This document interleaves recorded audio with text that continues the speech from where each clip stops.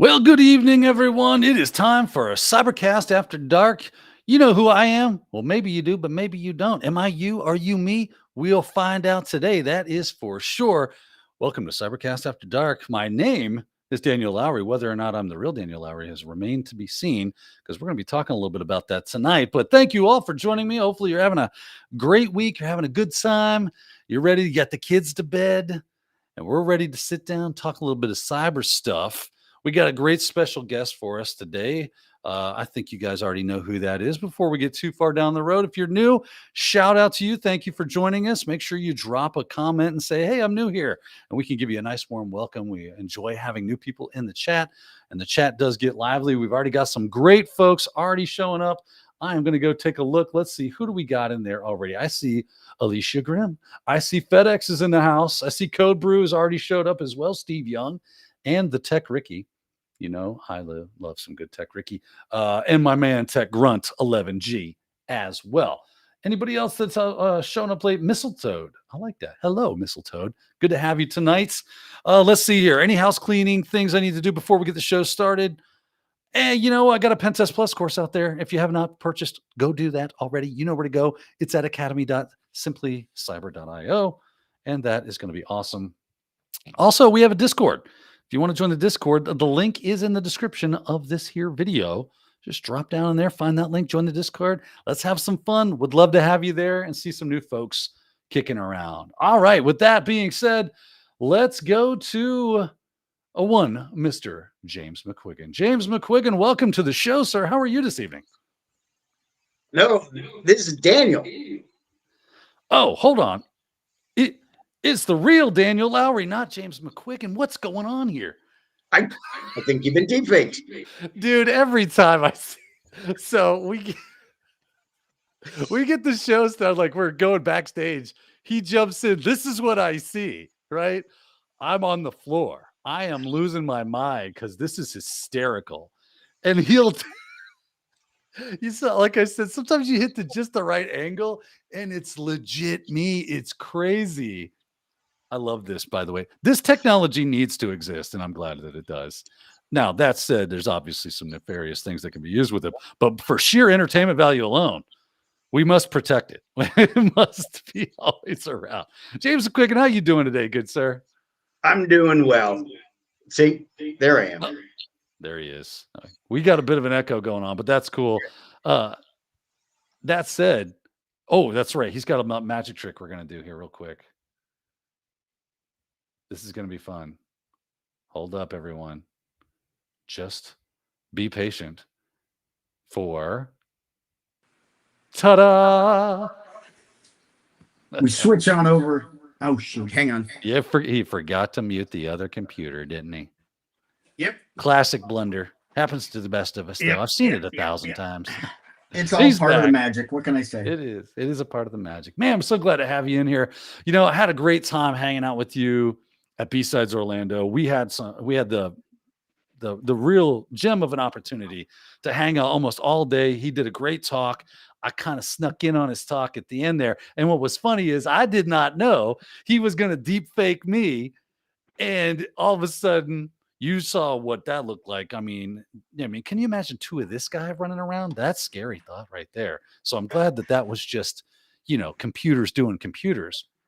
But James, for the folks at home that don't know who you are, that are not familiar, I'd like to take just a few minutes, give you some time to explain who you are, what you do, and what we're going to talk about tonight. Wow. Who am I? So I'm James McQuiggan, commonly known in the Simply Cyber community as James McQuiggan at 35,000 feet. Why? Because I'm always on the road. I'm traveling. I am a CISO advisor for KnowBe4, so the organization that does security awareness training, human risk management, AI training, all that good stuff.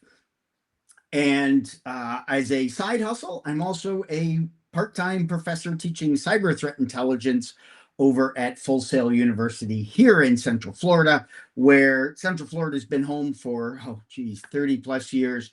Very much a part of the Central Florida community. I was the ISC2 chapter president for about 8 years. I think I got out on good behavior. Prior to that, I was even part of the ISSA chapter, ran that for about 3 years. So very much ingrained with the Central Florida community, very much with ISC2.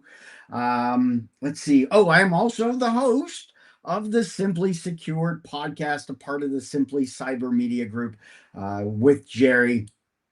We are on season 2. The next episode drops Friday, where I've got Devin Grady as my guest. Real excited. I've already started promoting that, so definitely check out LinkedIn, which is where you can find me a lot of the time. I'm always posting every day, different things going on there. And tonight we're going to talk about, I guess we're going to talk about deepfakes and kind of the impacts of what's going on with that, how they're using it. You've seen a fun little demo already. I couldn't resist, folks. When I knew Daniel and I were going to talk about deepfakes, and I knew I was going to get about 10 or 15 minutes, just the two of us before we started the show. And I'm like, I got to connect. I got to come in on camera. So fired up my deepfake laptop, connected there. So, but here I'm on my home system that I do all my teaching and my personal stuff too. So good to be here. Thanks for having me. Absolutely a pleasure to have you. I've thoroughly enjoyed the time we've gotten to spend with each other. The few times that we've gotten to do that. You're an awesome dude, and you have a lot of really cool knowledge and fun stuff, and you're just fun to hang out with. So I really look forward to tonight's episode. That said, you're right. You're going to talk about that deepfake stuff. People are going to be like, "Huh, tell me a little about that." That's interesting. You got that interesting topic going on there.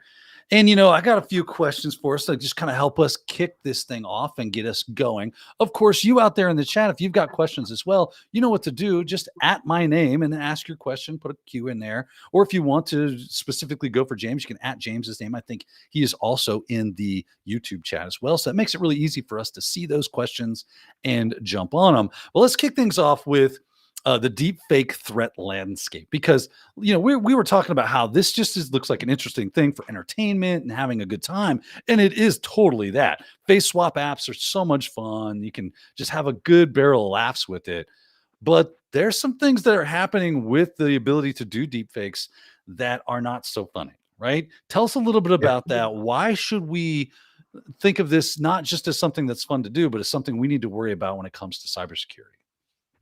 Definitely. But I think we're forgetting one little thing before we get going here, buddy. And that's my commemoration, we'll say, to you. And I brought Oh a my word. monster. He I brought brought a monster. And because when I started watching your show, you were cracking these open, and I'm like, oh, I gotta have a monster. And so this has been sitting in my fridge for 3 months, waiting to be on. No, I'm kidding. It's been in a paint shaker for the last 3 months. It's gonna explode like a nuclear bomb. No, I picked this up the other night coming back from Tampa. I picked this one up and the punch one when I was coming back from Tampa after seeing the Buccaneers beat the 49ers. So any 49ers fans out there, sorry, not sorry. So I got the Mango Loco, one of my other favorites here. So I'm going to do the Daniel Lowry. We're going to drop the microphone in here. I'm hoping this works. I've never done this before. So we're going to hope and see if this works. Y'all ready? Here we go. We're going to crack it. That's a good crack right there. I got a good crack. All right. So had a nice like fizz on top and then crack at the back. And then we just kind of poured there. Got a proper English pint glass here to take all 16 ounces of this. There we go. All right. It looks like Clamato, but I bet it's amazing. Oh, I'm jealous. Right, now I'm going to be awake for the next 6 hours. Okay, let's do this. Listen, I am peanut butter and jelly right now, brother. I don't get mine until Friday. So. Oh, okay. Well, now you've just whet the appetite. That's all. It'll be an epic pour this Friday, kids. This will be the only one I have this week, minus the one I had Sunday night. But yeah. Yeah, you gotta. Just for you, Daniel. Just for you. I appreciate it, sir. I appreciate it. All right. So where were we talking about deepfakes? Talking about cyber criminals are using him out there. Yeah, I mean, we've already had one organization get popped last February, where it was using deepfakes of the CFO, the CEO, board of directors. They put it in a really great setup. Well, I say great, but a really impressive setup where they convinced somebody in the finance office that had the ability to transfer millions of dollars and ended up transferring out $25 million because of the deepfakes. Now, you have you go out to the stores and you see, or you go on Amazon or Best Buy or wherever, Micro Center, there it was, at Fry's, for those of you that may remember the good old days. And you could go buy those video cards. You buy those NVIDIA graphic video cards, those high-end ones that have 24 gigs of NVRAM, and you're spending upwards of $3,000, $4,000, $5,000 for a system that allow you to make these deepfake videos. You can go online and use software as a service, and there's different services that are out there to be able to create set deepfakes. But to do the real-time face swap, to do the RVC, the real voice content, where you're actually changing your voice. Now, I didn't do that here with Daniel, but essentially with the online services, you only need about 10 seconds of somebody's audio to generate pre-configured set audio files or things you want them to say. Then you can drop that into a video site and it'll generate that video for you. Or you have to create a model, but creating a model off somebody's audio takes a little more. It's not 10 seconds, it's not 30 seconds. We're talking minutes, 10 minutes, 20 minutes. The more you have, the better the voice model that can be created. So as you're talking in real time, it's changing it with a slight delay, maybe a second, maybe two, depending on how fast your system is. And so it's going to go through and have the face swap and have the real voice and go through and be able to change that in real time. That is where they're at now. And the problem is us being able to detect it. And we are having a big issue with detection. Yeah, that is really where it's coming from. And FedEx is in the chat. We love FedEx. FedEx is awesome. We're not gonna talk to FedEx. We don't need to talk to FedEx. It's all right. But he did. I see Sierra Montgomery's in chat. Now that's awesome. Sierra Montgomery is in chat. I just saw her drop in and I'm like, oh, yay. Sierra is in the house. Good to have you, Sierra. But he was talking about how you work for a company, before that famously got duped by this. Now you guys reacted very quickly and you were quick to triage. Honestly, like in a scenario where anyone gets popped with a deep fake, fake employee, it was a North Korean actor. This is about as good as it could have gotten, where, you got past this whole round where you kind of got us on the front end, but we totally smoked you as soon as you plugged stuff in. So that was really cool. But tell us, what do you know about how they made it past that first round and got into where they were an actual know-before employee, got a laptop sent out to them? What can you tell us about that? So essentially, you have very sophisticated nation state attackers, threat actors that are getting hired into organizations all over the US. They're coming in with stolen identities, stolen social security numbers that can be verified through background checks. They're using that face swap type software in video interviews. We did 4 video interviews with this particular person that we had. And yes, they passed, they met all the requirements. They were, fantastic of a candidate for us. And that's what they're going for. They're checking all the boxes. Now, whether you put them through a test, a technical test, they're being able to pass those as well. Whether they're leveraging some sort of large language model to get responses quickly, maybe. But they are going through and being extremely sophisticated in being able to bypass all of our standard HR tests. Now, there are people in the US that are being hired by what they think is an IT staffing firm, when in fact it's a North Korean company, and you're receiving the laptops that are coming in that are meant for the employees that have been hired by the target company, when in fact the employee is over in North Korea. You're getting the laptop, setting up software on it so they can remote into that and pretend to be the employee, and then go through and be able to steal passwords from the environment, steal intellectual property, all the while pretending they're doing the work and collecting paychecks. There was a recent Wall Street Journal article that I talk about in my deepfake presentations that over 300 companies had been hit and $17.1 million had been out of the US for these North Koreans. Now, I'm sure the laptop farmers that we had here in the US, 2 of them had already been arrested. The Wall Street Journal covered a third one of where a woman had like 90 laptops in her room. So imagine a room like this with 2 shelves covered in laptops with sticky notes because she had to keep track of the username and the password, but going through and logging in and then allowing them to log in and making sure the system's up and logged in and ready to go so they can access and do whatever it is that they're doing. So they're going through and being extremely sophisticated on the front end, getting access, stealing data, stealing money, essentially. And now we've caught 3 of them, I believe, or 3 or 4 of them have been arrested. One of them was sentenced to 9 years in jail through a federal.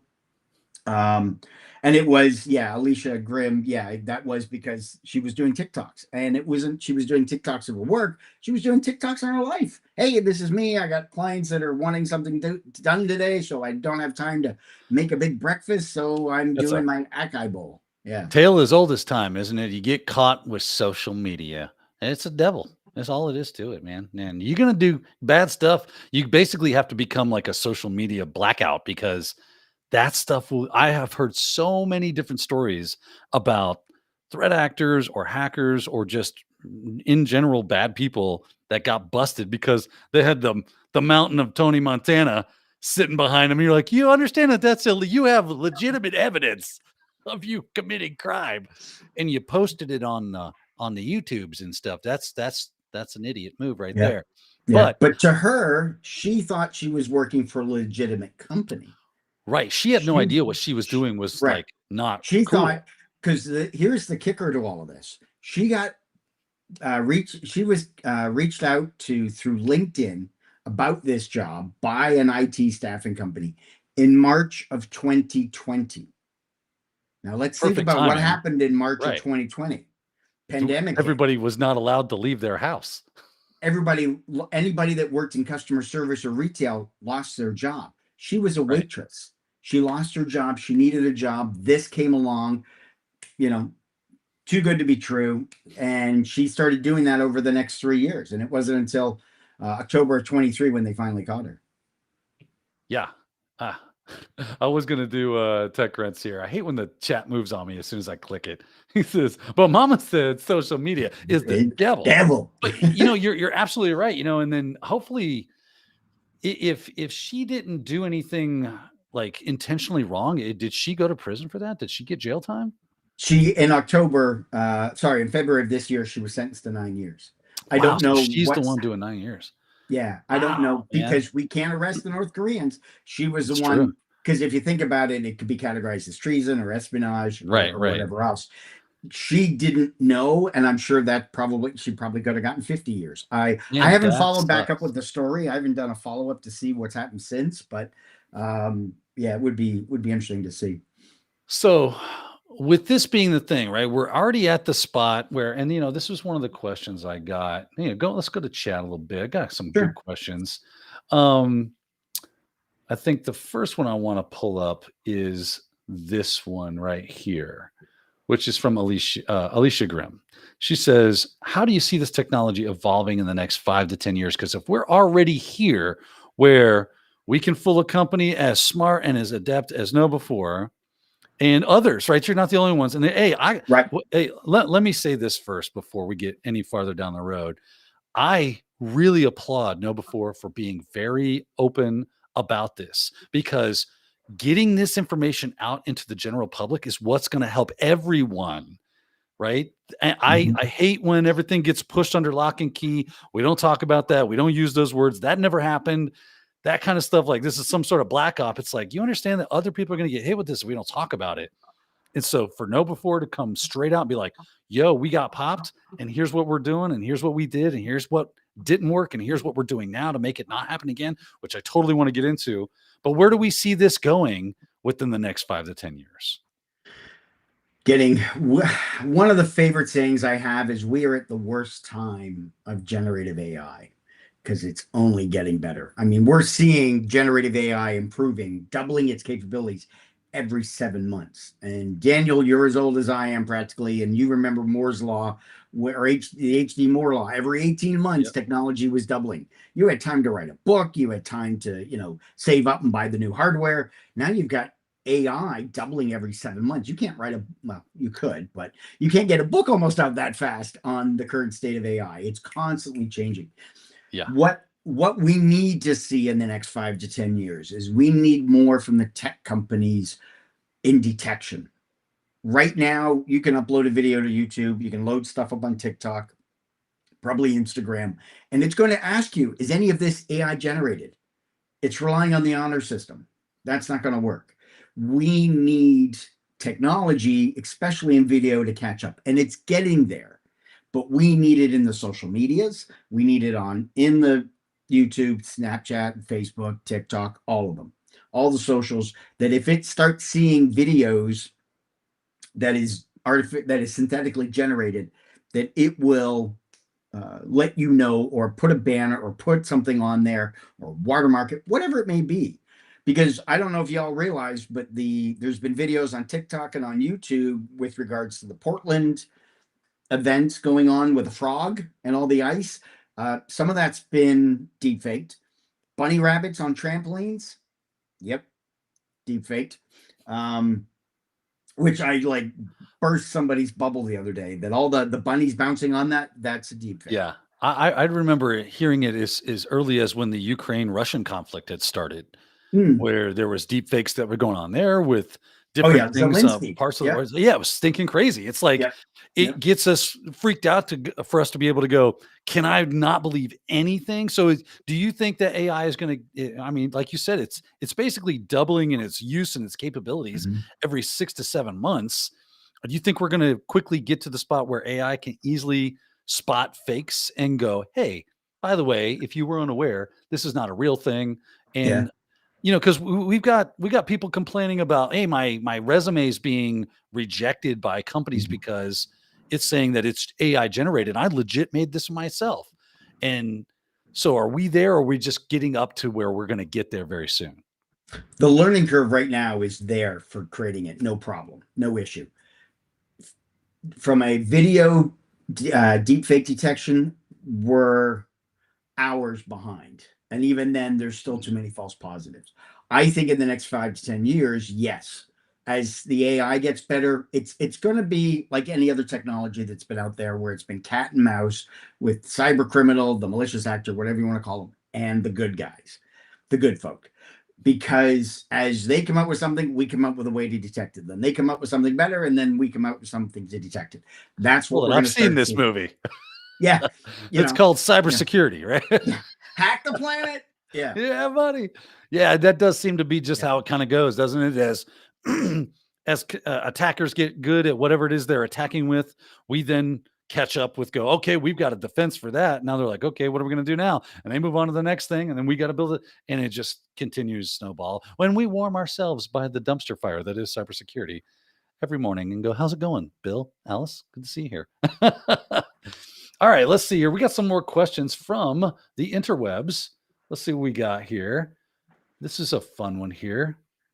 What's your favorite memory demoing or working with a deepfake? Wow, there's too many to choose from. Honestly, I think it has to be tonight, and I apologize nobody else got to see it. But when I connected in with Daniel, and you got to imagine this, folks, because I'm looking just like him, as you saw at the beginning, and he kind of was like, "Oh, James is connected. All right, he's backstage." It's a little version, screen resolution of it, and then pops up full screen. And the reaction of Daniel was just, oh my God. And then he busts out. Yeah. As soon as the computer in my brain registered what was going on, instant comedy gold. I have done deepfakes of Jen Easterly. I've done it of Walter Spielman. Those folks that are here in Central Florida know who I'm talking about. I've done the CEO of T-Mobile. I've done other people that relate to an organization. I did Ira Winkler on CruiseCon a couple weeks ago. That was a hoot because I had Ira introduce me, and I did it with a lip sync video, so it looked real. And then the lip sync just changed the mouth area to make it look like he was saying what I had him say, because it was easy to get his audio. So doing Which Ira is was even a lot of cooler. fun. What's that? That's even cooler, that the fact that you can not only do the face, but the voices as well. Yeah. And of course, that takes us right back to that whole cybersecurity, yeah, it's fun games until someone loses an eye kind of stuff. And it's like the North Koreans are out here with pointy sticks, right? Having a Yep. grand old time. Yeah. So that said, what did Know Before learn about this, and how can we start to really defend ourselves, right? That's where we're at. How do we build a firewall that protects us against something like a deep fake? So ironically, there is technology, and there are organizations out there that are providing software that you can incorporate into Teams, into Zoom, that can allow you to and let you know if that person's utilizing some type of face swap software. I've seen demos of it. They've shown me that it works. Have I seen it in the real world? Not yet. But I have seen a demo of it, and I have seen that it works. It takes a lot of technology, a lot of manpower, a lot of resources to be able to have that set up for it to take the feed, determine, and then let you know. So while technology is getting there, probably not cheap. That's for the enterprise costs. For us as users, one of the things, especially if you're working in HR, or you have people, or you know people in your organization that work in HR, and they're, when they're getting people interviewing, there are things you can do. You can, have them put their hand in front of their mouth, because sometimes the software is trying to redraw over the hand. Depending on how sophisticated they are, they may have software that bypasses that. Other times you can check the side of the face, because that's where the stitching is. Sometimes, depending on how quick it is. One of the ways, tried and true, that we have used that works is by asking really unique and curious type questions. I always think of Ted Lasso and Be Curious, in the sense that, just to kind of give an example for you, we had somebody that we still have North Koreans still trying to apply for jobs at Know Before. And a while ago, we had somebody, we did a video interview with them. We knew it was somebody that was North Korean trying to pretend to be American. They said they were born and raised in Dallas, Texas. And one of the questions we put to them was, boy, the Cowboys are having a tough year this year with everything going on. And there was a pause. And then the person came back and said, yeah, they're having a real tough time trying to wrangle up all the cows into the barn. Oh man. And Now you that's laughing, just funny Daniel. right there. Right. We're laughing because we know, because anybody born and raised in Dallas knows the Cowboys are God's team. Whatever. I lived in Dallas for 3 years, so I make the joke, but we knew that. But by asking those curious questions, sports teams are always a good one, because they're either, really technical, or an American, or the sports ball. Yeah. No, but a lot of the time, people, nation states don't know our sports teams, or don't know the personal items, favorite restaurant near the college they went to, or favorite place they like to go eat in town. Asking questions about the area that aren't personal, like violating any HR rules.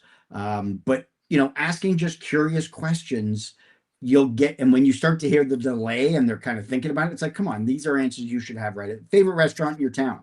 So basically, one of the best things we can do is what we've learned from television, which is whenever there's a duplicate person that is wearing the mask, or the uniform, or has some cool technology that makes them look, or they're the clone, or whatever it is, when you need to figure out who the real one is, you ask that real specific question. It's in that place I put that thing that time.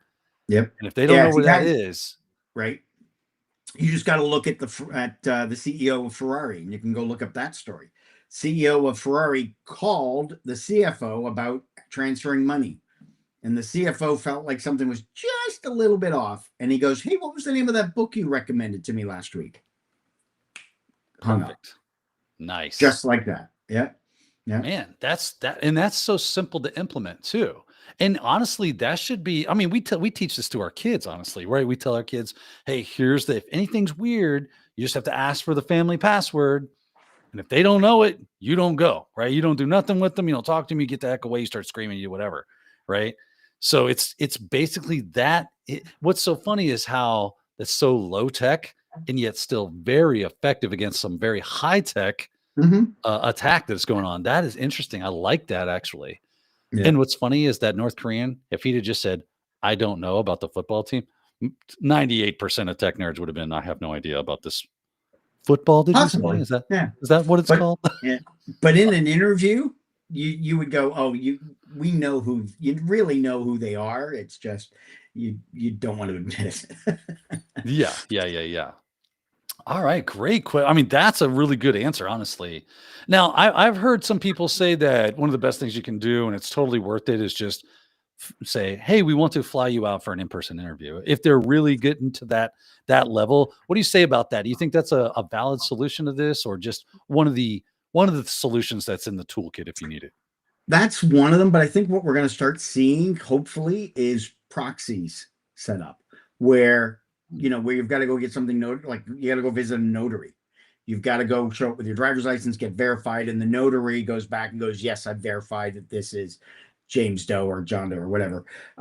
Or I think I may have mentioned it at B-Sides Orlando. One of the things I've heard is an organization like testing centers like Pearson being set up or being adjusted or whatever, where you would go in for an interview and you would do the interview there, and they would verify that you really are who you say you are for those remote meetings.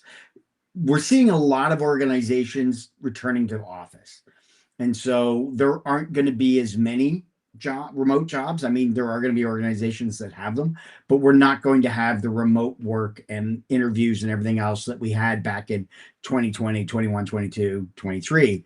We've had such a big surge of getting organizations back to the office that there aren't as many of those remote jobs opening up. So essentially, I think we'll either have these proxy organizations or something like notaries, but where you're going to have to go somewhere and be verified by a third party that's trusted by that organization.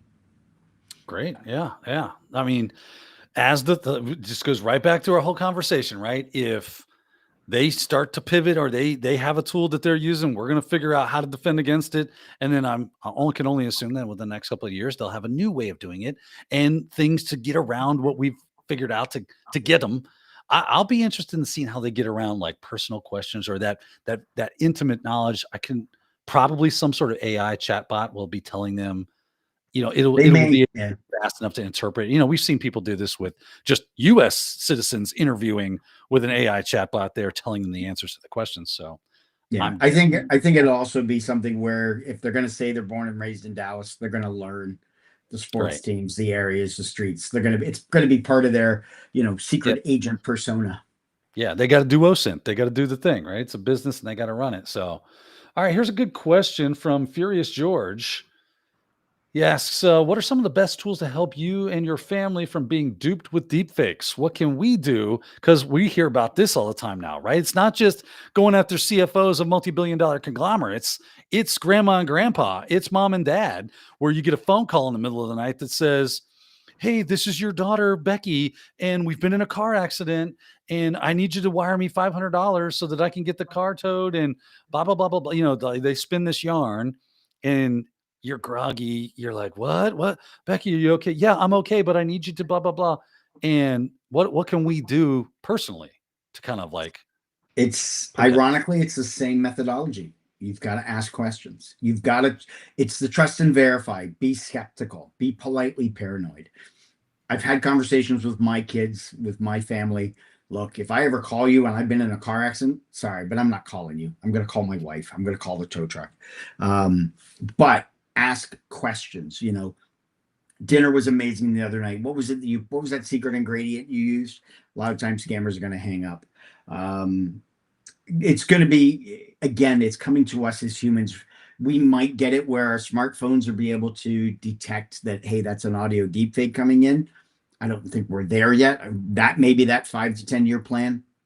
But right now, with technology not fully being there, we have to rely on ourselves. We have to educate the grandparents. We have to educate the parents, the younger kids as well, because essentially cyber criminals and scammers are calling up people. If they're targeting a particular person, they're looking at who the family members are, figuring out their phone numbers, and then calling them to get their audio, or maybe looking on social media, TikTok, Snapchat, Instagram, Facebook, looking for audio of them, and then pulling that audio, generating it, creating the different scenarios, and then making the phone calls, or leveraging a lot of the call center software that's out there. I've done that where I've done it in my demonstrations where I used Dr. Gerald Ozier's voice.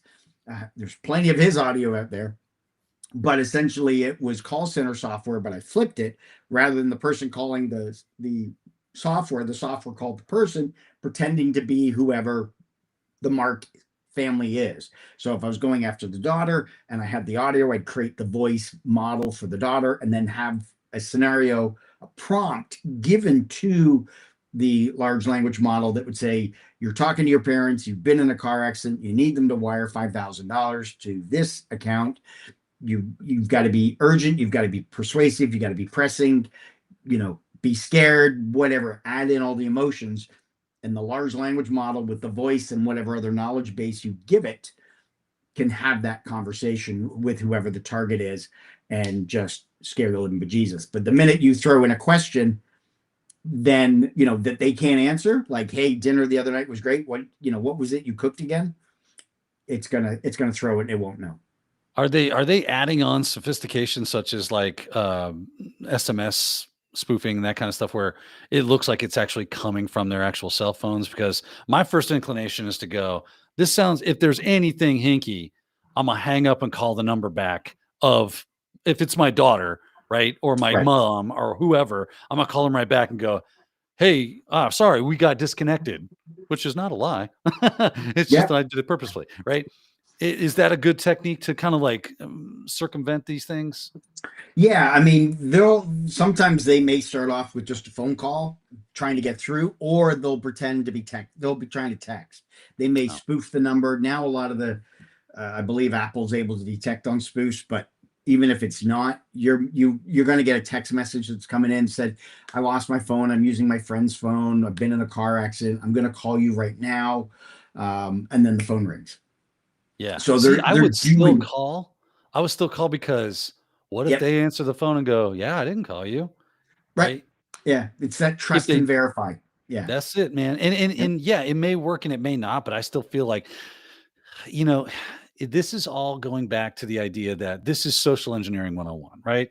You've got fear, you've got pressure, you've got, especially if it's at night and they're doing things like this, they're trying to build this perfect storm of you just reacting. If they can get you to emotionally react, they got you. And that's one of their best tools in their trade. Man, forget the fact that you can just 11 lab somebody or whatever to get their voice, but it's that pressure. Now you're inclined to just be like, what's going on? Because you're not expecting it. They blindside you and you have to react. So I guess some mental training would have to kind of go into this, where we get used to being as a society, kind of like we get used to doing 2FA and we get used to doing other cybersecurity things, that we just have to kind of train ourselves to go, if this seems any kind of weird, I need to hit the personal playbook on incident response and go, this is what I'm doing. Which reminds me, do you know the name of the most secure woman in the world? The most secure woman in the world. Oh man, I feel like I should know this. Her name's Emma Faye. Oh my God. I knew you were going to get me with one of these things. You son of a gun. Who had 39 minutes on the pool? Yeah, who's got the pool? Got the pool. Now, I'll tell you what, there is an upside of this deepfake thing, though. You ready? is that you can just be like, when your wife calls you and asks you, like, go paint the house or something, you can be like, Carl, you got to stop playing with 11 labs, bro. I know this is not my wife. Well, Funny, it's funny. ha, ha, ha. Somebody dropped in earlier if I've been playing with Sora 2, and I have. I've got access and I've been playing with it, and I've made a couple fun videos, and I show them now in my presentations. But here's the fun thing about Sora 2, if you haven't been in it yet. One of the people you can play with, because you upload you take a picture of your head and you give it your audio, and then it generates videos of you with other people, celebrities, whatever. But one of the people they put in there right at the gate was Sam Altman, the Oh, CEO of really? OpenAI. So it's on my work machine. I'm sorry I don't have it here, but I have a video of Sam Altman telling me that he likes my deepfake videos better than Perry Carpenter's. And if you guys know who Perry Carpenter is, he's the guy that wrote the book on fake. And I worked with That's him at funny. KnowBe4, so I bust his chops. But yeah, so I have that fun little video that I keep in my pocket next time I see Perry. But I've used it to create fun little videos because how realistic they look if you're not really paying attention. Yeah, it's crazy how good it's getting. Yeah. And the fact that it's getting to where you and I can make like Hollywood production looking stuff is insane. Yeah. And again, going back to the question that was asking, I think it was Alicia Grimm that was asking about where do we see this in 5 to 10 years? This in 5 to 10 years is like mind blowing. I mean, Yeah. am I going to be able to go, hey, Sora, create me a Western with Liam Neeson and Angelina Jolie, and it's a space odyssey as well. And, this is the kind of create that, and it just cooks, and I put on my Oculus glasses and go crazy. Is And this there it where we're goes. It could be. Now, of course, depending on what you get with actors and trademarks and all that, but it could just that is generate true. other actors. It could generate, and that was the whole reason for the strike with the actors a couple of years ago, was because of AI, because how easy it is becoming to generate the audio. Now, on the flip side, you've got somebody like James Earl Jones, who has sadly passed on, the voice of Darth Vader. But one of the things that he did was he left permission for Lucasfilm to use his voice for future projects for Darth Vader. So we will always have James Earl Yeah. Jones as Darth Vader. And See, I would know be James Earl Jones from Meteor Man, if I'm not mistaken. I think oh that's my his most famous role. coming to America. It was the Yeah, dad. yeah. No. Mufasa. I was going to say The Sandlot. Oh, the Sandlot. Yeah, that too. Yeah. He's been in like everything. Such a great actor. And like you said, but that was smart of him. He Conan the probably got a Barbarian. he was in Conan the Barbarian, and he played I really Mean mofo. he did. He played it well too. Yeah. Anybody out there ain't seen Conan the original Conan with Arnold Schwarzenegger and obviously James Earl Jones. That movie's crazy. That movie is crazy. This has been fun. We're having a good time tonight. All right, so let's see here. I got more questions. Let's get to some Bring 'em. questions here.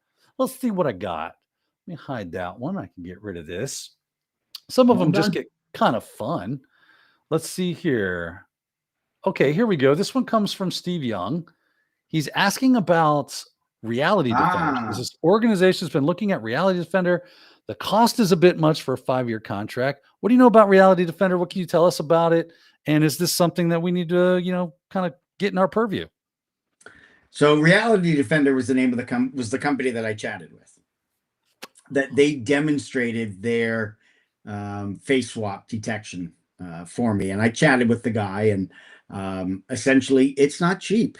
As much as cheap it is for them to be spinning up software and services for us to be able to create the deepfakes, the whole detection process is not as lucrative or not as cheap as we'll say, but it's expensive to do it the other way. But there's so many people out there creating all these different synthetic media and paying for it.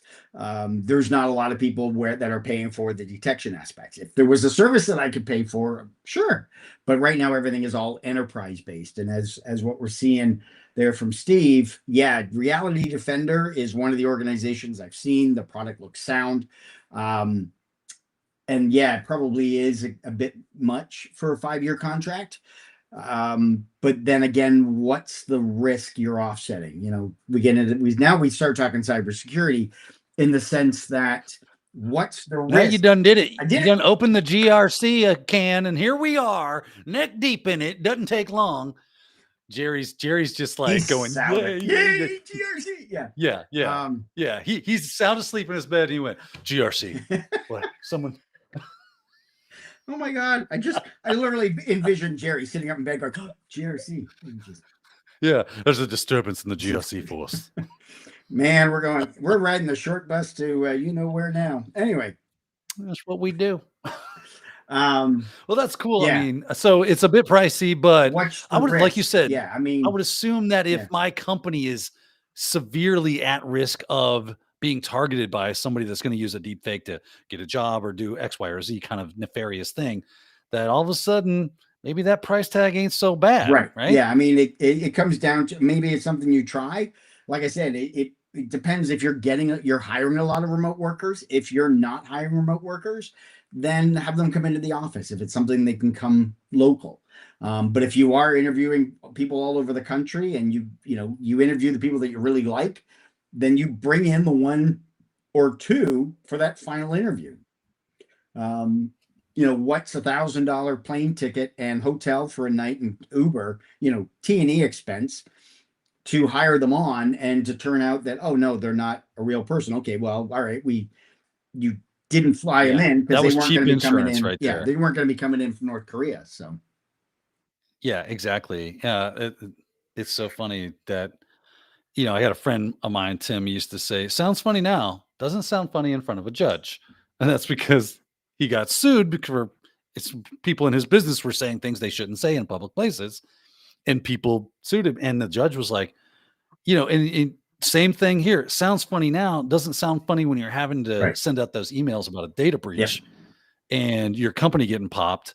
That's not a fun time. So if you feel like in any way, Steve, that this is something that your company should probably look into because the risk is high, then, I mean, is there any other alternatives? Like, is there open source stuff that we can use, or is it just kind of like there's a couple of enterprise things and they're pricey? There's like 10 enterprise things that are out there. Microsoft's got one. We're seeing journalists using them, media companies that use them. Vivaldi is another one. Vivaldi, I think, is another one that's out there. And you can Google them and find them on deepfake detectors. But Get Real or Reality Defender was one. Get Real is another one. Vivaldi, as I mentioned, Microsoft, IBM's got a version. Deepware is the only one. Deepware was the only one I found that you could use that was free to use.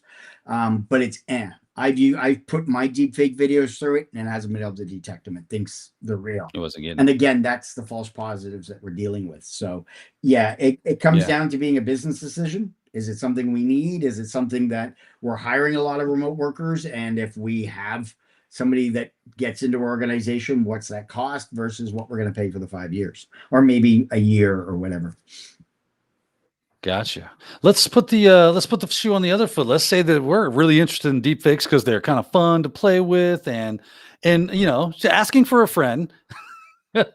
What would be some go-to software? What would be the things that James McQuiggan would say? Well, if you want to get into this, here's where you should start. Well, I could tell you, but then I'd have to. Oh wait, no, sorry, that was something else. Then I'd have to tell you. Then I'd have to really tell you. Dang it! So 11 Labs, certainly. That's your audio. There's Play HT that was out there. I used that for a little bit. But 11 Labs is the go-to. That's kind of becoming the de facto standard of being to generate audio of voices for people that you need. When it comes to video, you've got a variety of different options because there's a variety of different ways to be able to create deepfake videos. If you're going off a single image, like you can download somebody's picture off online, You can use things like Hedra, Lemon Slice. Those are two common ones that I like to use that do a really good job. It's believable to an extent, and then basically you would need to dress it up. You would either need to add in background noise if they're outside, maybe at an airport if you're trying to play off that aspect. You may want to distort the image because you're going to leverage it in a Zoom connection or a video call of some sort. So you may want to have some glitches, some distortion, because that's what people are used to when they're having Zoom calls or team calls. On their phones or remotely or whatever. If you decide to look at doing the lip syncing videos, like I've done, I've demonstrated in my presentations, Sync SO is one, Cling.ai is another one. And both of those I've used before and have been good. If you decide that you want to do swap faces, you're going to need a nice high-end system with a high-end graphics card. Something with at least 16 gigs of NVRAM, 3090, 4090, 5090. You can do 3070s, 4070s, 5070s to that range. But you need at least 16 gig. The more NVRAM you got, the better that it can produce the face swap for you. I'm running a 5090 here on my personal laptop. I have a friend of mine who was running a 4070. I think he had 16, and you could see the difference between what I had on a face swap and what he had, which is fine, but depending on how much you want to spend overall. Swap face is used. There's another one. There's Deepfake Live that you can get. If you want to run a Ubuntu server, there's a whole Deepfake OS program you can download and leverage that. So, Awesome. yeah. So are we, this is going to be my last personal question. I figure we'll go through some lightning round because I got a few more questions that are really good, and we'll just try to get through them. We got about 9 minutes left in the show, but I can only assume that security firms out there are starting to use this and incorporate this type of technology into their red team operations and things of that nature. Yep. Is that where we typically see that, is in the red team side of things, or maybe even pen testing? Where do we start to see deepfakes show up, and in what areas of cybersecurity? We're certainly seeing it deepfakes. I know some organizations that do red teaming that they're already using it. They're doing deepfakes. They're leveraging cloud services to do audio and video deepfakes of calling in, pretending to be somebody else, and being successful with it. And yeah, I think it may become, depending on the people that are in that that are part of that red team organization or department or whatever, whether they want to leverage that kind of technology. But again, like we said at the beginning, it's all part of social engineering. And so it becomes another tool in their toolbox of tricks that they use to try to gain access. If they're going to leverage it to be able to convince somebody to give an MFA code or whatever else so they can gain access, get somebody, it could be something set up as part of a pretext where it starts with a text message. Hey, you're going to get a phone call. All right, now you've had the phone call. Hey, let's connect on LinkedIn. Okay, hey, now I'm sending you something. And that's what gets them to open up the door. Yeah, I can only imagine if I was on that sales call or ROE call for a security firm and then had a client that was potentially looking at a red team operation there, where a red team engagement, that I would say, well, you understand that your company is one of those kind of companies that gets targeted by things like North Korean actors, and this is something that they do on the regular. I feel like we should put that within the scope and see how well you do and see how prepared you are for that, because this is next gen that is here now. Yeah. And it's only going to get worse. So, let's put that in scope and see how we do. And have the education, because so, we've yeah. got to make folks aware. They've got to, because Right, they don't know what because they don't know. exactly. It's not until we come by and show them how effective it is, even with something like what you were showing us today, and what you've shown in plenty of cons and conferences around the globe at this point, on, look, I'm just running this off a laptop. Can you imagine if I had the power of a nation state behind me, how good this would look, how excellent this would come across? And now you're not prepared for that. It's just a matter of time. We got to get you ready. We got to get you battle hardened. Yep. That said, let's get into some of this So before we hit the lightning Super round, rapid fire. before we hit the lightning round, Yeah, buddy. I got another sound effect. Art thou I ready? got another sound effect. Yeah. You ready? Get it.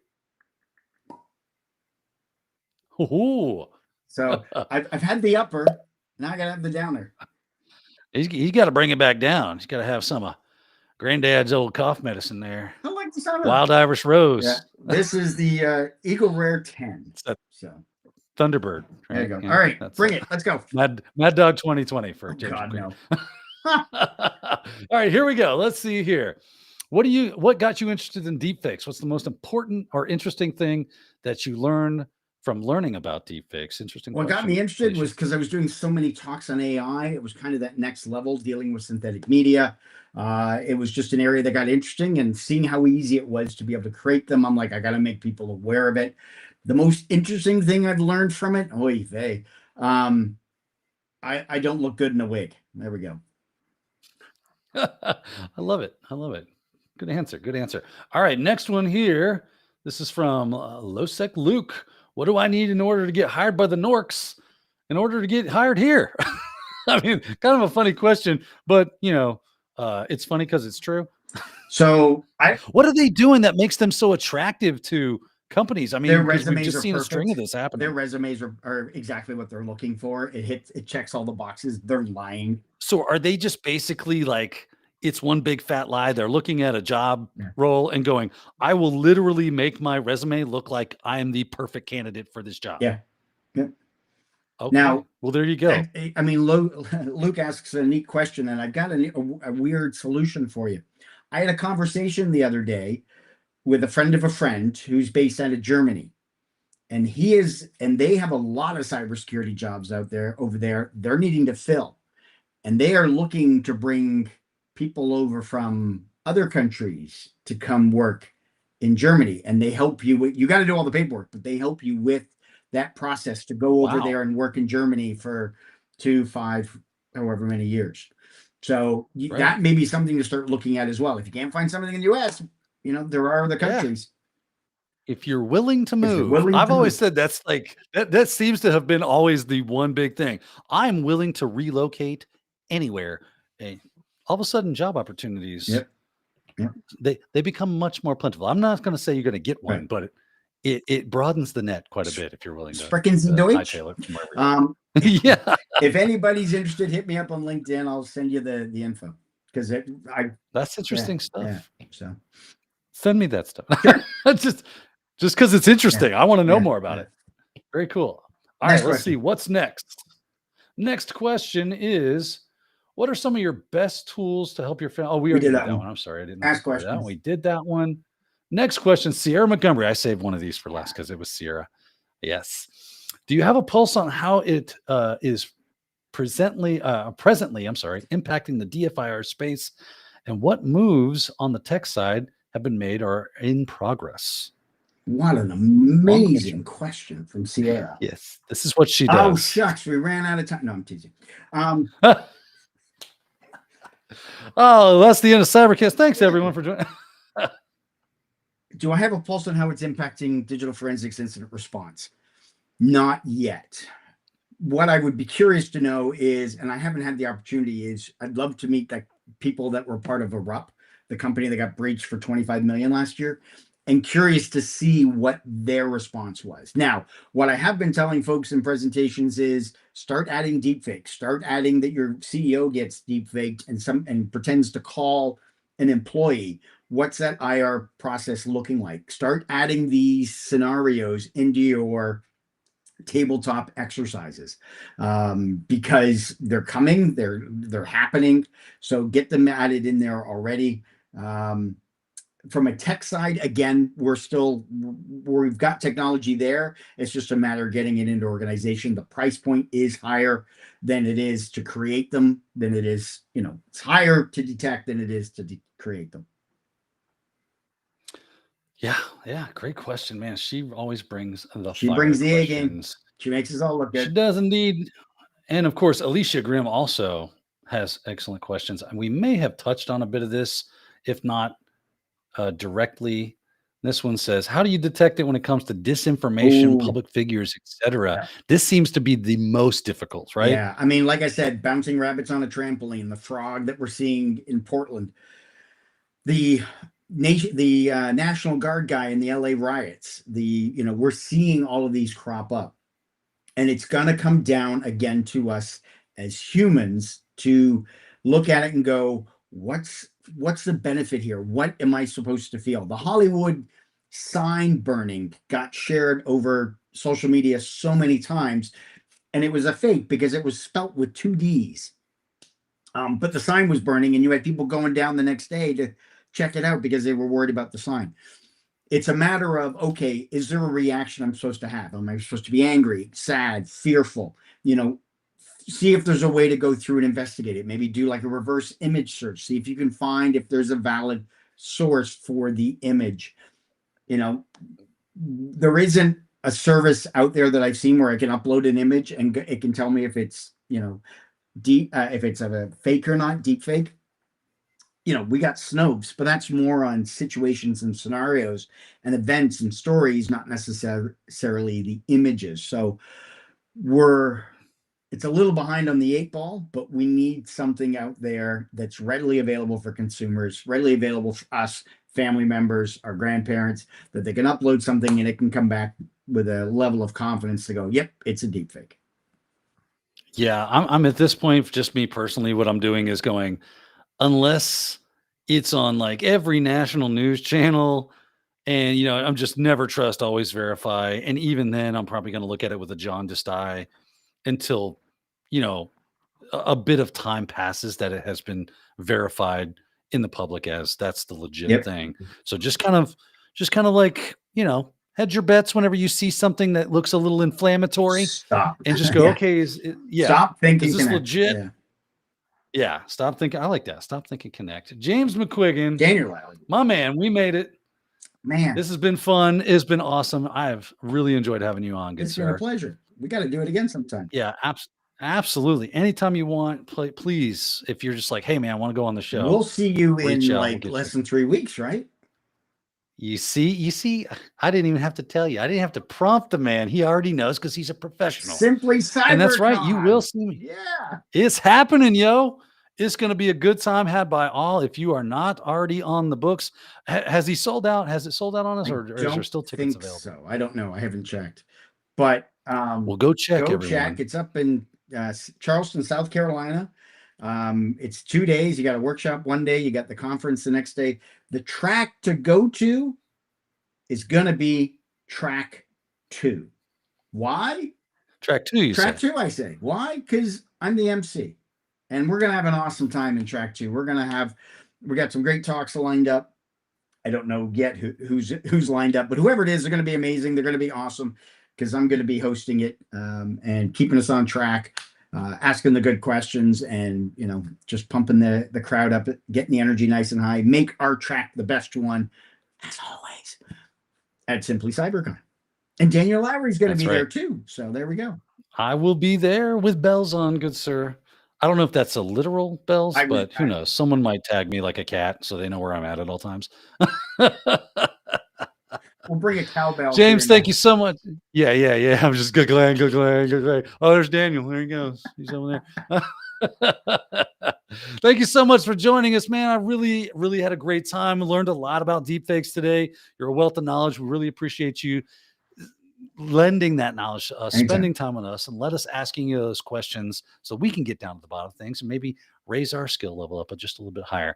That said, thank you all for watching. You know what to do. Don't forget to join the Discord, link down in the description. And if you're in the mood for some pen testing, I do have that Pen Test Plus course available on the Simply Cyber Academy. You got to check that out as well. All right, everyone. Thanks for watching. Until next time, keep hacking.